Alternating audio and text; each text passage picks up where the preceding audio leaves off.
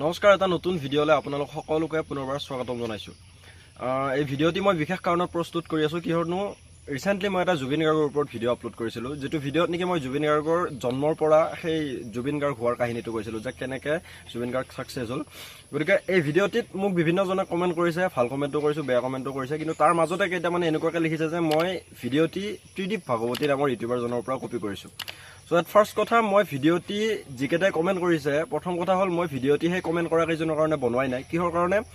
যিসকলে সেই ত্ৰিদীপ ভাগৱতীৰ জুবিন গাৰ্গৰ ওপৰত ভিডিঅ'টি চাইছে, তেতিয়াহ'লে আপোনালোকে মোৰ ভিডিঅ'টি চাবই নালাগে। কাৰণ ত্ৰিদীপ ভাগৱতীয়ে ভিডিঅ'টিত যিখিনি কথা কৈছে, ময়ো সেইখিনি কথাকে কৈছোঁ। আৰু ত্ৰিদীপ ভাগৱতীৰ ভিডিঅ'টিৰ পৰা মই কপি কৰিছোঁ। মই কোৱা নাই যে মই কপি কৰা নাই, মই কপি কৰিছোঁ, কিন্তু তেওঁৰ ভিডিঅ'টি কপি কৰা নাই। মই কৰিছোঁ তেওঁৰ স্ক্ৰিপ্টখন।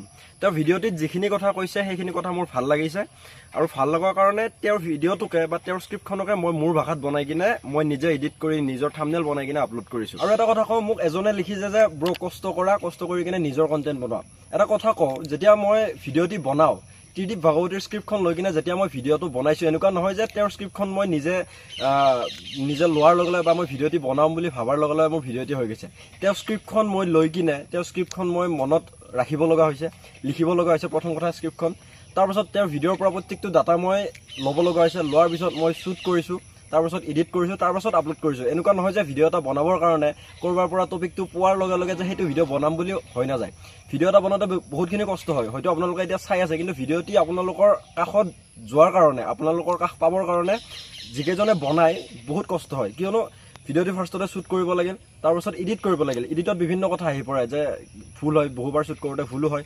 চ' এডিট কৰি কিনে সেইবিলাক ঠিক কৰিব লাগে, তাৰপাছত আপলোড কৰিব লাগে, তাৰপাছত থাম্বনেইল লিখিব লাগে। মই থাম্বনেইলখনত লিখি দিছোঁ যে ত্ৰিদীপ ভাগৱতীয়ে থাম্বনেইলখনত যিখিনি কথা লিখিছিল, ময়ো সেইখিনিয়ে লিখিছোঁ, বা থাম্বনেইলখনো অলপ একে নিচিনাকৈ লিখিছোঁ, খালি মোৰ ফটোখন লগাই দিছোঁ। এনেকুৱাতো নহয় যে তেওঁৰ সেই থাম্বনেইলখনত যিখিনি লিখিছিল সেইখিনি মই লিখাৰ কাৰণে মই কিবা পাপ কাম কৰিছোঁ। আপোনালোকেতো থাম্বনেইলখন দেখা পাইছে যে ত্ৰিদীপ ভাগৱতীৰ থাম্বনেইলখনৰ লগত মোৰ থাম্বনেইলখন প্ৰায় একে, কিন্তু এনেকুৱা নহয় তেওঁৰ থাম্বনেইলখনত মোৰ ফটোখন লগাই দিছোঁ। মই থাম্বনেইলখন সম্পূৰ্ণৰূপে টোটেলি নিজে এডিট কৰিছোঁ।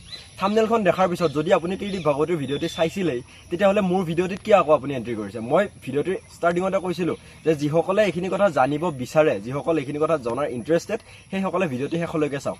যদি আপুনি ইণ্টাৰেষ্টেড নহয়, আপুনি যদি অলৰেডি কথাখিনি জানে, আপুনি যদি ত্ৰিদীপ ভাগৱতীৰ ভিডিঅ'টি চাইছে, তেতিয়াহ'লে কিহৰ কাৰণে মোৰ ভিডিঅ'টিত আকৌ প্ৰৱেশ কৰিছে? কিহৰ কাৰণে মোৰ ভিডিঅ'টিত ক্লিক কৰি চাই আছে?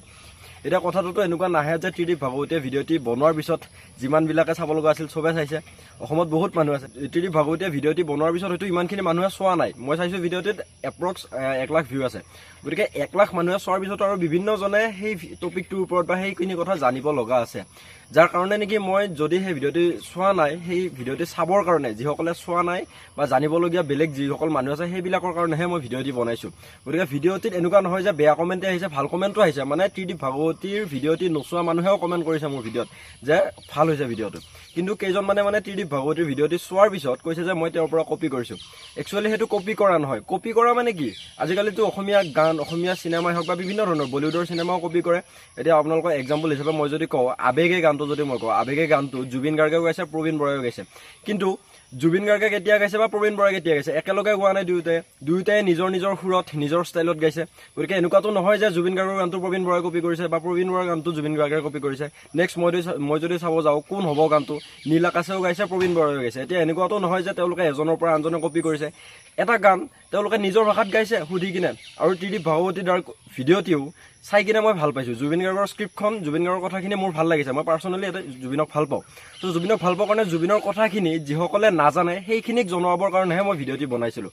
এনেকুৱা নহয় যে মই তেওঁৰ পৰা কপি কৰি কিনে ভিউজ ল'বৰ কাৰণে ভিডিঅ'টি বনাইছোঁ মই সেইখিনি কথা যাতে আৰু বেলেগ কেইটামানেও গম পাওক, বেলেগ কিছুমান মানুহেও যাতে গম পাওক। কাৰণ ত্ৰিদীপ ভাগৱতীয়ে বনোৱাৰ পিছত সকলো মানুহে যে চালে সেইটো কথা নহয়, নোচোৱাও বহুত মানুহ আছে। গতিকে সেইখিনিৰ কাৰণেহে মই ভিডিঅ'টি বনাইছিলোঁ। বাট বহুতে এতিয়া ভালেও কমেণ্ট কৰিছে, কিন্তু বেয়া কমেণ্টকেইটাৰ কাৰণেহে মই ভিডিঅ'টি বনাই আছোঁ। গতিকে এইখিনিয়ে ক'ব লগা আছিল। বেয়া কমেণ্ট কৰা এতিয়াতো কৰিয়ে থাকিব। বাকী আপোনালোকে যিসকলে চোৱা নাই এতিয়ালৈকে ভিডিঅ'টি, তলৰ ডেছক্ৰিপশ্যনত লিংক আছে, গৈ কিনে চাই ল'ব। বাকী ধন্যবাদ। জয় অসম।